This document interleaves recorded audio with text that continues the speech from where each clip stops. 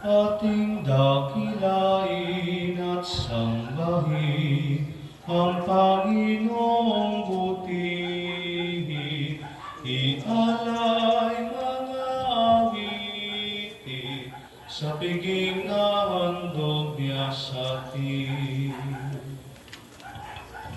Iniaalay natin ang misang ito para sa mga intensyon na binasa bago magsimula ang misa. Gayun din ay iniaalay natin ang misang ito para sa mga intensyon ng ating mga parokyano dito sa ating parokya ng San Santiago Apostol. Para po sa lahat ng mga maglalagay ng kanilang intensyon sa comment section ng video na ito sa kanilang panonood po. Patuloy pa rin ang ating pagdalangin, pagluhog sa ating Panginoon na nawa ay malampasan natin ang pandemyang ating kinakaharap at matapos na nga ang banta ng COVID-19.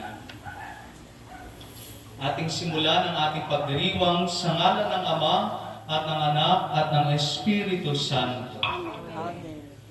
Ang pagpapala ng ating Panginoong Hesukristo, ang pag-ibig ng Diyos Ama, at ang pakikipagkaisa ng Espiritu Santo naway sumainyong lahat. Mga kapatid, aminin natin ang ating mga kasalanan upang tayo maging marapat gumanap sa banal na pagdiriwang.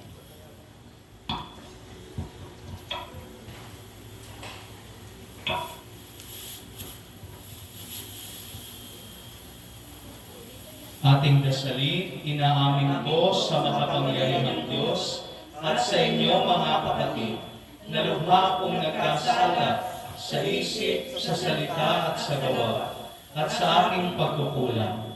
Kaya sinasamo ko sa mahal na Birheng Maria, sa lahat ng mga anghel at mga banal, at sa inyo mga kapatid na ako'y panalangin sa Panginoong ating Diyos. Kaawaan tayo ng makapangyarihang Diyos, patawarin tayo sa ating mga kasalanan, at patnubayan tayo sa buhay na walang hanggan. Amen. Panginoon, kaawaan mo kami. Panginoon, kaawaan mo kami. Kristo, kaawaan mo kami. Kristo, kaawaan mo kami. Panginoon, kaawaan mo kami. Panginoon, kaawaan mo kami.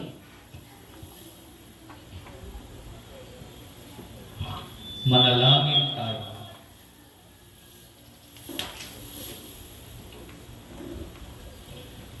Ama naming makapangyarihan, ang martir na si San Bonifacio ay makatuwang nawa namin sa pagdalangin upang ang pananampalatayang inilahad niya sa kanyang pagsasalita at nilagdaan ang kanyang dugong itinigis ng mga ayaw maniwala ay aming mapangatawanan at maihayag sa ginagawa namin araw-araw sa pamagitan ni Hesukristo kasama ng Espiritu Santo magpas sa walang hanggan. Amen.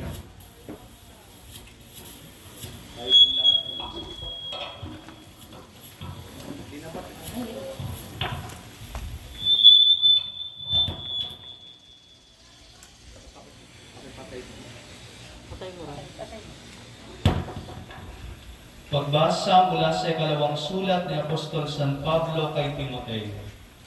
Pinakamamahal, sinunod mo ang aking aral, ugali at layunin sa buhay. Tinularan mo ang aking pananampalataya, pagtitiyaga, pag-ibig at katapatan. Nasaksihan mo ang mga pag-uusig sa akin. Gayon din ang aking pagtitiis sa Antioquia, Iconio at Listra. Ngunit sa lahat ng ito'y iniligtas ako ng Panginoon. At lahat ng may nais mamuhay ng matuwid bilang tagasunod ni Kristo ay daranas ng pag-uusig.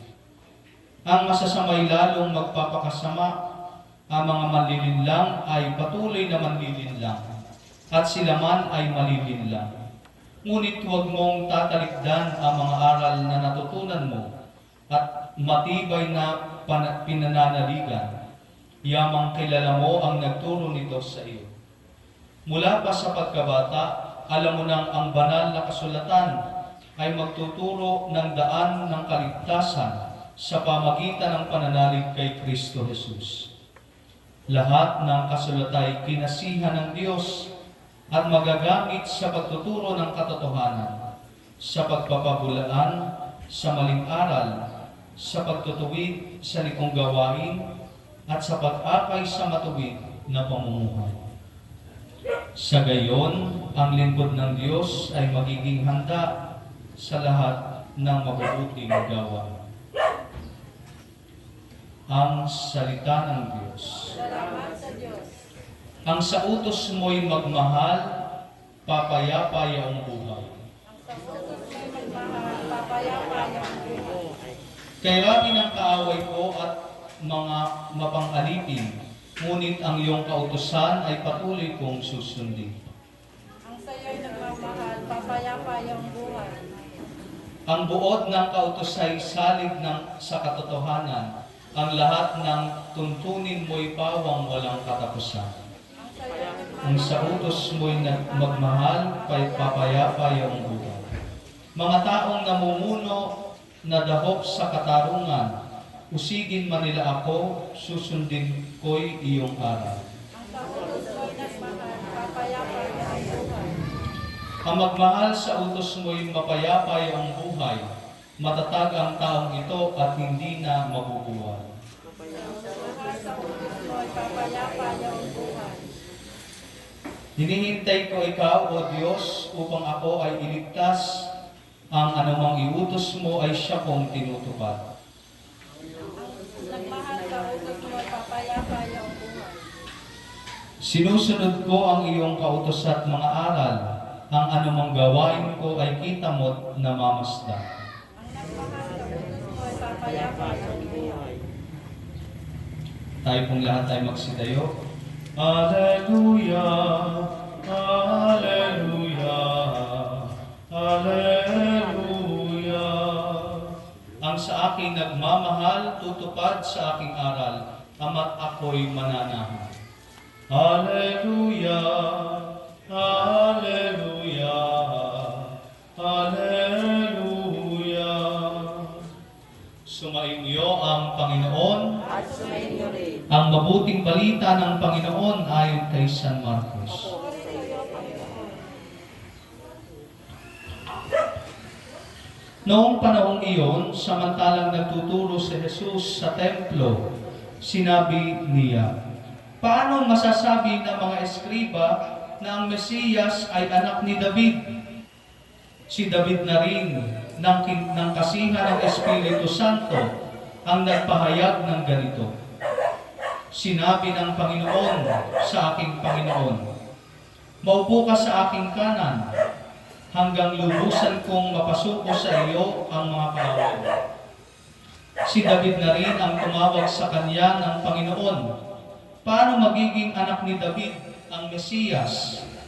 At nakinig na mabuti sa kanya ang maraming tao. Ang mabuting balita ng Panginoon. Pinupuri ka namin, Panginoon Diyos.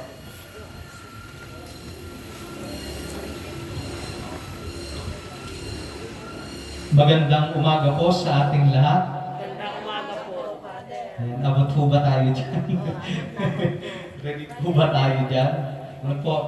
Salamat sa Diyos, no? At tayo ay unti-unti ay pumapasok na nga sa panahon ng malapit na, no? Ng GCQ at sa susunod ay MGCQ, ano ho? At doon ay makakasimba na tayong muli, ano ho?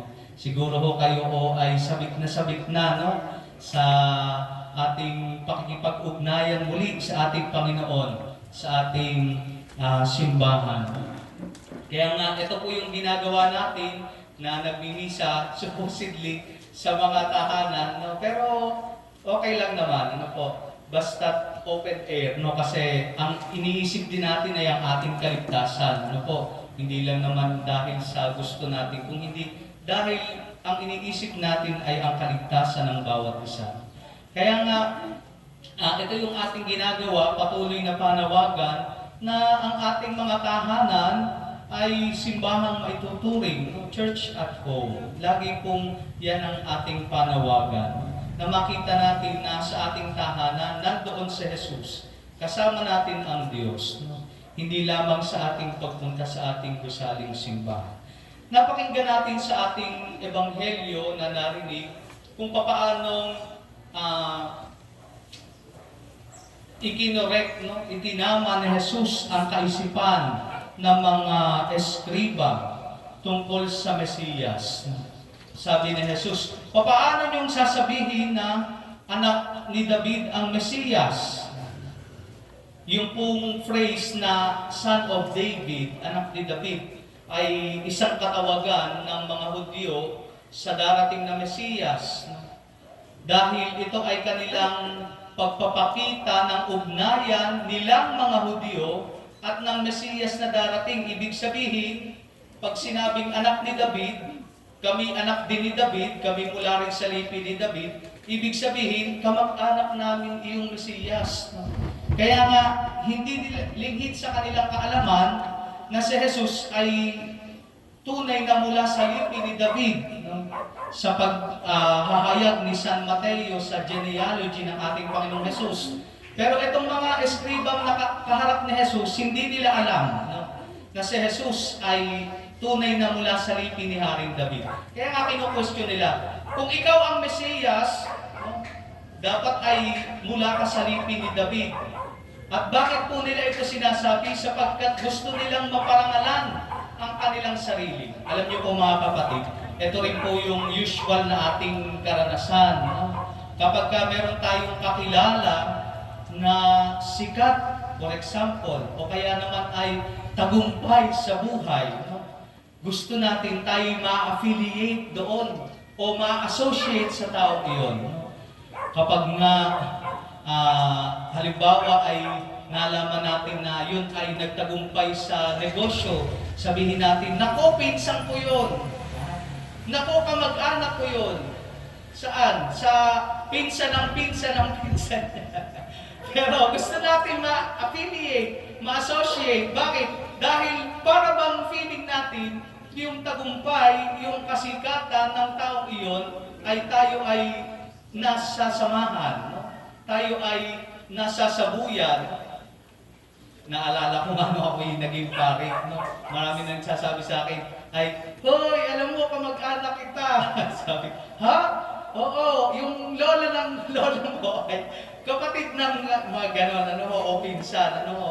Pero hindi masama, no? Pero kumbaga, nakikita natin na yung paghahanap natin ng affiliation, ng ugnayan sa tao iyon, ay sapagkat nais nating makita yung tagumpay at yung sabi nga ay parangal na kanilang nararanasan. At ito yung mismong gustong sabihin ng mga Pariseo sa kanilang pagsasabi kay Jesus. No? Kung ikaw nga ang Mesiyas, ay dapat ay ikaw ay anak ni David. Pero anong sinasabi ng ating Panginoong Jesus? Hindi lamang anak ni David ang Mesiyas, kung hindi Panginoon ni David. Anong ipinapakita po dito? Na ang Mesiyas ay hindi lamang of human origin, hindi lamang kadugo ninyo.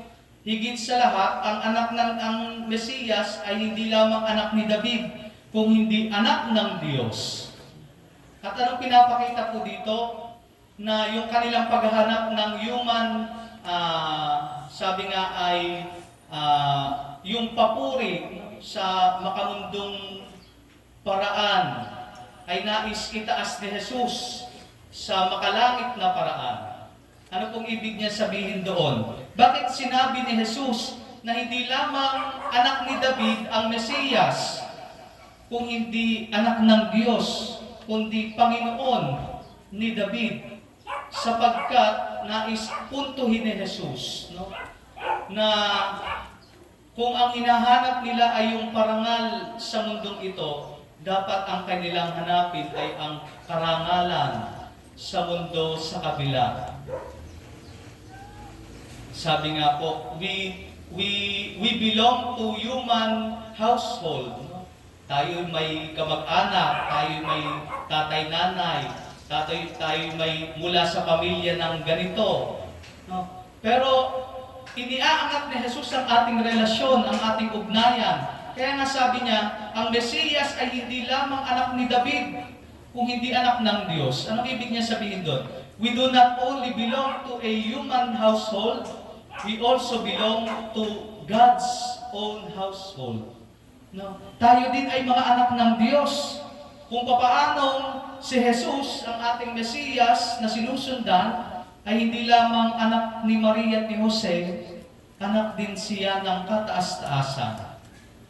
Tayo rin bilang mga mananampalatayang sumusunod kay Jesus, ay tinatawagan niya, makita sana natin, hangarin natin yung karangalan ng pagiging isang anak ng Diyos. No? Ng pagiging isang anak ng Diyos, tulad ng pusang iyon, gustong maging anak ng Diyos. No? Pero, ipinapakita po sa atin, no? Bakit tayo naghahanap pagka nalamang artista, sumikat yung ating kamag-anak? Oy, kamag-anak ko yun, nasa TV. Ha?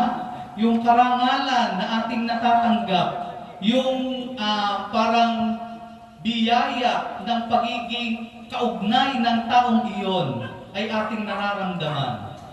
Pero sa pagiging anak ng Diyos, higit dito yung dapat nating maranasan.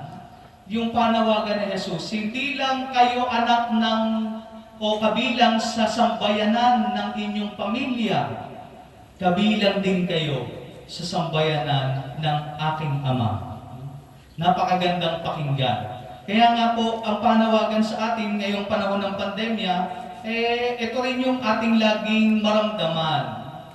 We do not only belong to the household of this world, but we also belong to God's own household. Bilang mga binyagan, bilang mga mananampalataya, sana makita natin yung biyaya na ibinibigay sa atin dahil kabilang tayo sa mga anak ng Diyos. Hindi lang tayo anak ni ganito, na apo ni ganyan. Tayo din ay anak ng Diyos dahil sa binyag na ating kinamtan, dahil sa pagpapakasakit, pagkamatay at muling pagkabuhay ni Jesus, tayo rin ay naging mga ampong anak ng Diyos. At ano pang mas marangal, no? Mas magandang ugnayang hihigit pa sa pagiging anak ng Diyos. Sana ito yung ating makita. Kaya nga po, yung bawat umaga natin, no, ay dapat natin ituring na biyaya. Sasabihin natin, buhay pa ako, anak ako ng Diyos. Amen. Hindi pagkagising ay, buhay pa ako, ano kaya pakainin namin? Kulang. Dahil tumitingin lang tayo sa pagiging parte natin ng sambayanan ng mundong ito. Pero sana ang ating pagtingin, pagtanaw, ay laging higit doon. We belong to the household of God.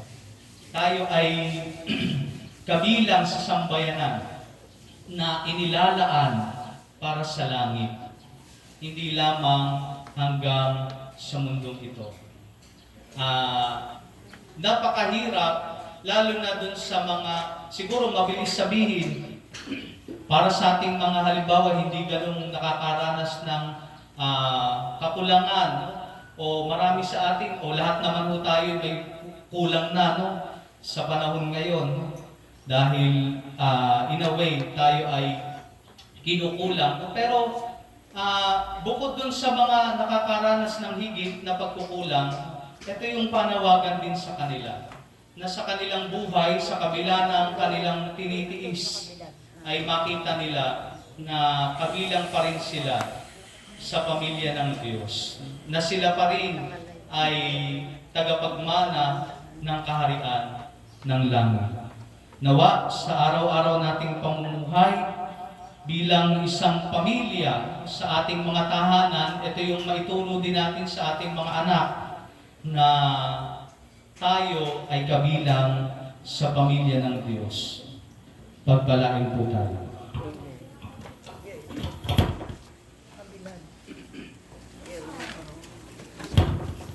Oratio Imperata. Diyos, Ama namin, lumalapit kami sa iyo para sa aming kahilingan na kami ay iyong proteksyonan laban sa COVID-19 na kumitil na ng maraming buhay at nakaapekto na sa sangkatauhan. Nananalangin kami para sa iyong biyaya para sa mga taong inatasan na pag-aralan ang kalikasan at ang sanhi ng virus na ito. Gayon din upang mapahinto ang patuloy nitong paglaganap. Gabayan mo po ang mga inatasang mga lagas sa kalusugan na kanila nawang magampanan ang kanilang tungkulin ng buong husay at may malasakit. Gabayan mo po ang mga kawani ng pamahalaan at ang mga nasa pribadong institusyon sa kanilang paghahanap ng lunas upang masugpo ang pandemyang ito. Ipinapanalangin namin ang lahat ng mga naapektuhan, nawa ihilungin mo po ang kanilang karamdaman. Ipagkaloob mo po nawa sa amin ang iyong biyaya upang kami ay patuloy na makagawa ng kabutihan para sa lahat at makatulong sa lahat ng mga nangangailangan. Ipinapanalangin po namin ito sa pamagitan ng aming Panginoong Hesukristo, iyong anak, na nabubuhay at naghahari kasama ng Espiritu Santo, magpasawalang hanggan. Amen. Maria, aming inaatulong ng mga Kristiyano, panalangin mo. San Rafael Arcangel, San Roque, San Lorenzo Ruiz, San Pedro Calungsod.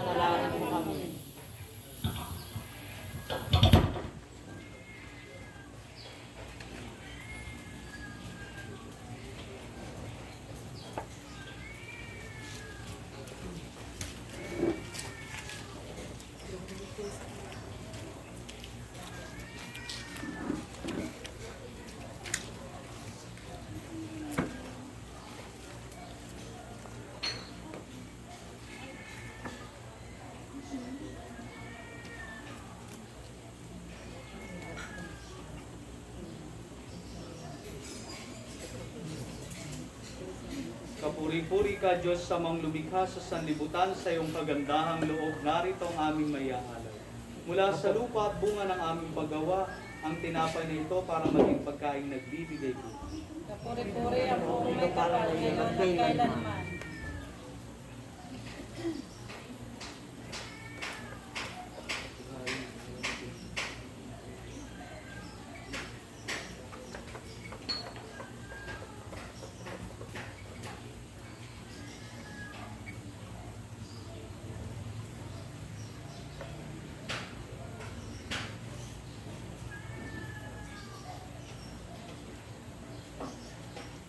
Kapuri-puri ka, Diyos, sa mga lumikha sa sanlibutan, sa iyong kagandahang loob, narito ang aming maiaalay.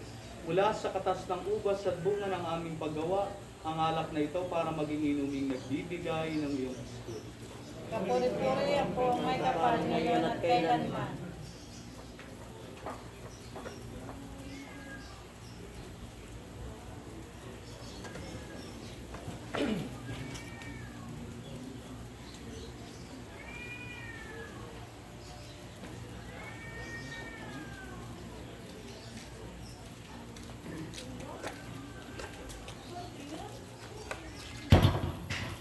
Manalangin kayo mga kapatid upang ang paghahain natin ay kalugdan ng Diyos, amang makapangyarihan. Panginoon sa paghahay sa iyong mga kamay. Sa kapurihan niya at karangalan sa ating at sa buong sambayan ng banal.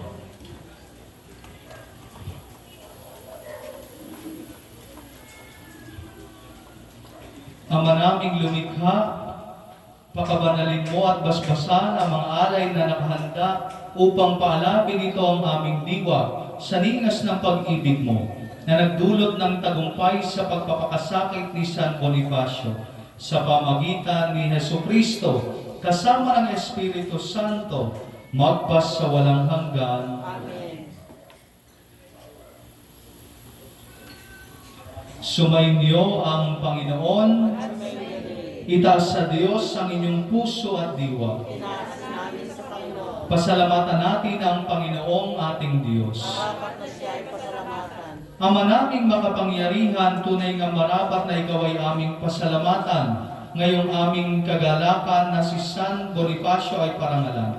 Siya ay kapanalig namin may paninindigan na ikaw ay ipahayag kahit siya'y mamatay.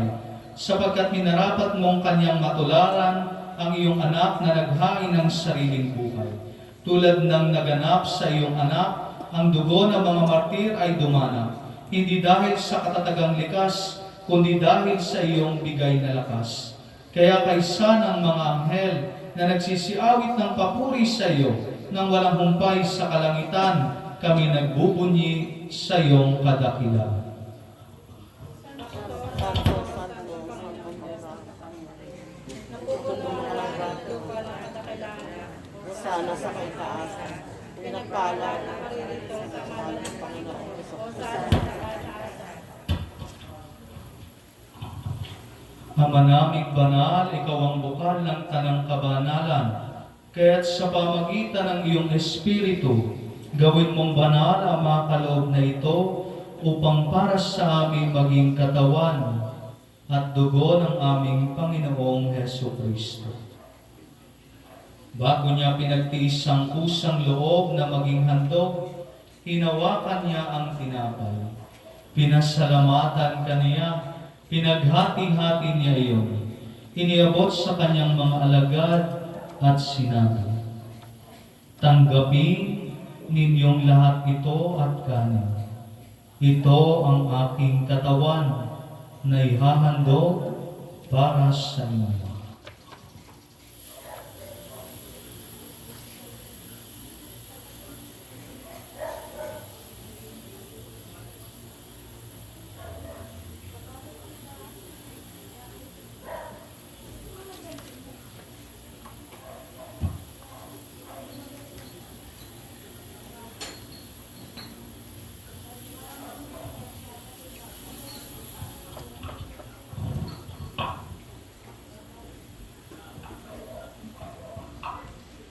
Gayon din naman noong matapos ang hapunan, hinawakan niya ang kalis. Muli kanyang pinasalamatan. Iniabot niya ang kalis sa kaniyang mga alagad at sinabi, "Tanggapin ninyong lahat ito at inumin.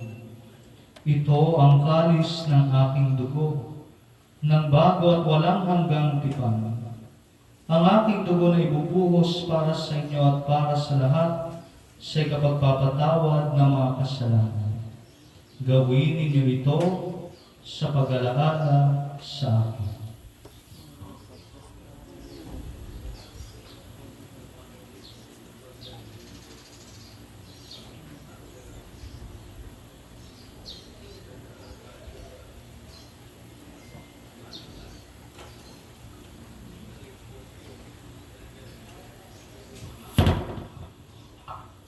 Ipagbunyi natin ang misteryo ng pananampalataya.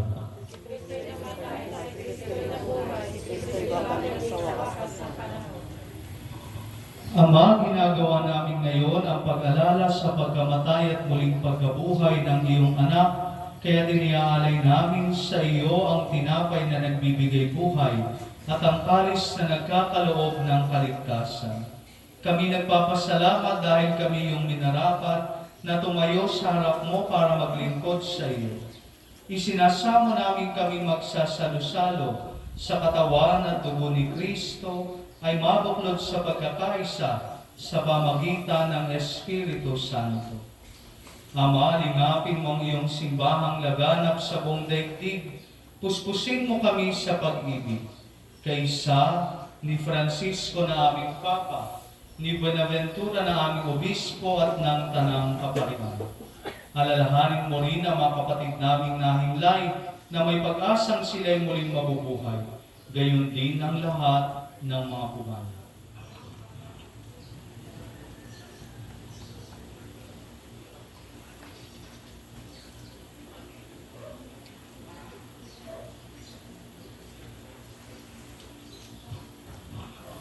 Kaawaan mo sila at patuloyin sa iyong kaliwanagan. Kaawaan mo at pagindapatin kaming lahat na makasalo sa iyong buhay na walang wakas. Kaysa ng mahal na Birheng Maria, ang ina ng Diyos, kaysa ni San Jose ang kanyang kalinis-linisang esposo, kaysa ng mga apostol, ni San Santiago na ating patron at ng lahat ng mga banal, na namuhay dito sa daigdig ng kalugod-lugod sa iyo. May pagdiwang nawa namin ang pagpupuri sa ikararangal mo sa pamagitan ng iyong anak na aming Panginoong Heso Kristo.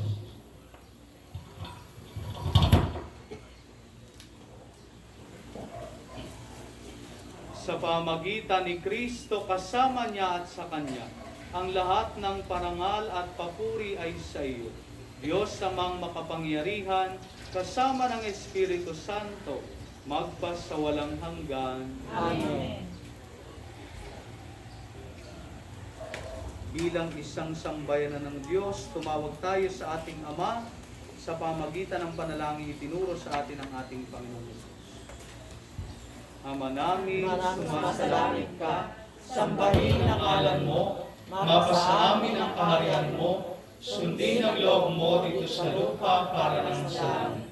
Bigyan mo kami ngayon ng aming kakanin sa araw-araw, at patawarin mo kami sa aming mga sala, para ng pagpapatawad namin sa mga nagkakasala sa amin.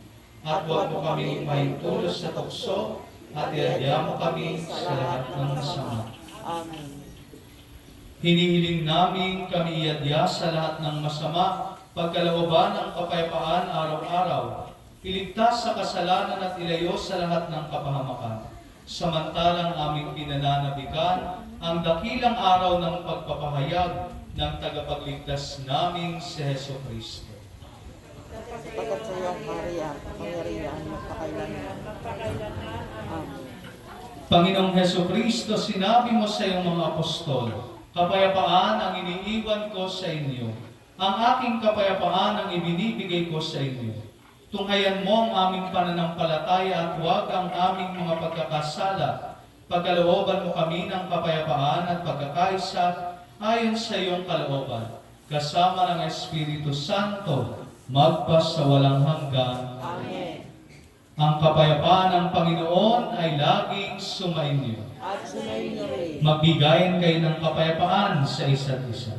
Peace be with you.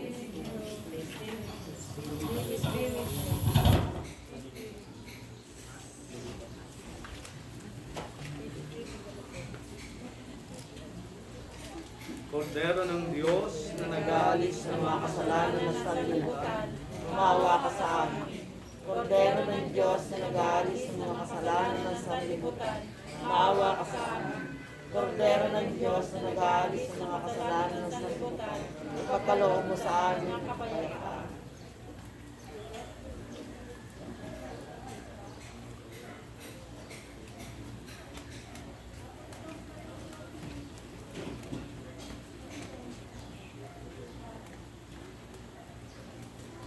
Ito ang kordero ng Diyos, ito ang nag-aalis ng mga kasalanan ng sanlibutan.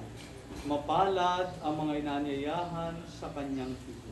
Panginoon, hindi ang karapat-dapat magpatuloy sa iyo, ngunit sa isang salita mo lamang ay gagaling na.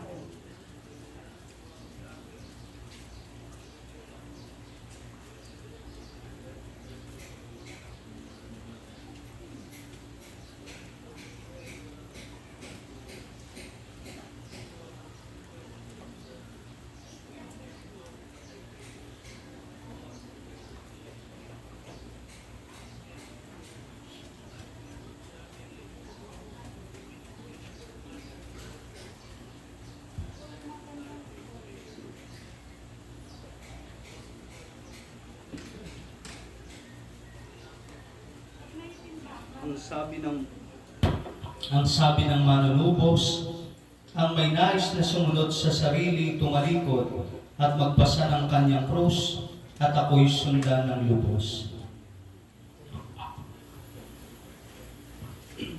Ngayon pong mga susunod na misa at hanggang kapag po tayo makakapagsimba na, mayroon pong mga ilang pagbabago sa ating liturhiya.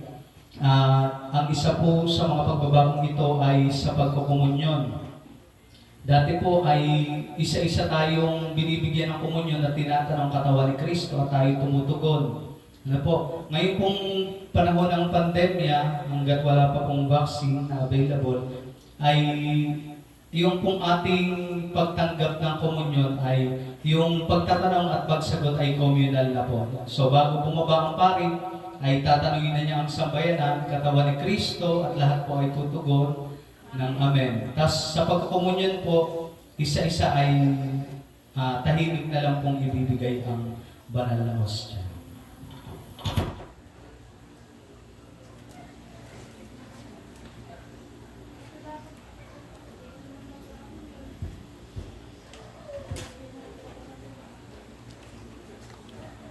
Ang katawan ni Kristo. Amen. Amen.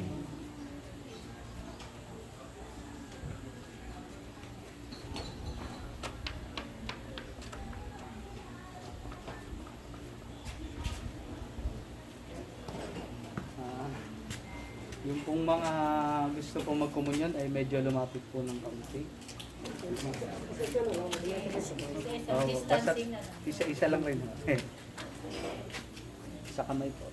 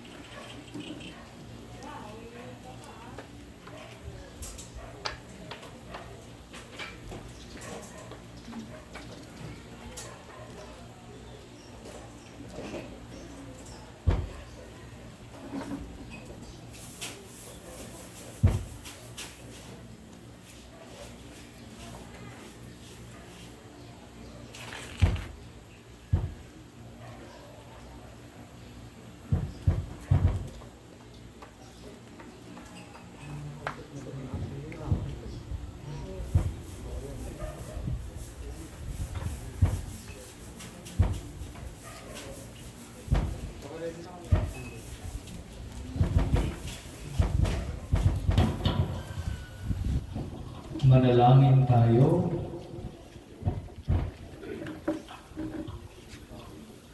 Ama naming mapagmahal, ang tinanggap naming banal na pakikinabang ay makapagdulot nawa sa amin ng katatagan na nagkaloob ng katapatan sa paglilingkod at tagumpay sa pagtitiis ng pagsubok sa iyong martir na si San Bonifacio sa pamagitan ni Jesucristo kasama ng Espiritu Santo magpasawalang hanggan. Amen. Sumainyo ang Panginoon At sumainyo rin. at naway pagpalain kayo at ang buo ninyong pamilya ng ating dakila at makapangyarihang Diyos, Ama at Anak at Espiritu Santo. Amen. Ang misa ay naialay na, humayo kayo sa kapayapaan ni Kristo. Salamat. Salamat sa Diyos. Maraming salamat po sa lahat ng dumalo sa ating banal na misa.